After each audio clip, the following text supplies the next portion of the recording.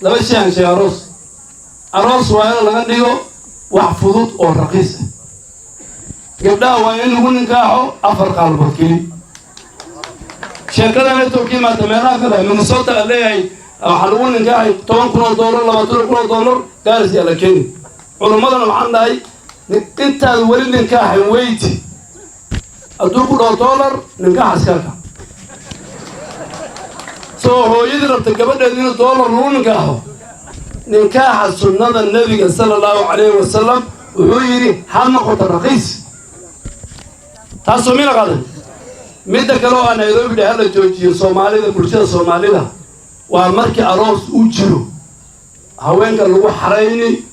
hoolka oo music ciyaari gaaris waa laga goyn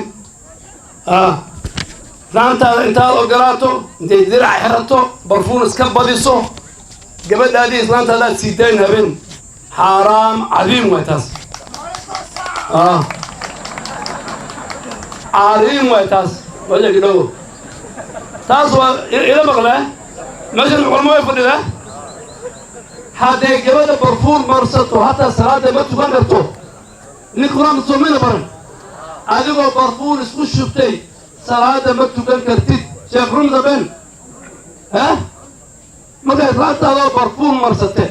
درع حيرته دربان لوتو مايو يقول يا قبه مهم كعروسك والنكاح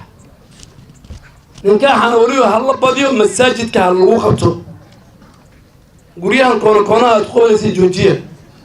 صلاة الظهر كمساجد يقول تقوله مش هقول لك باركولي يعني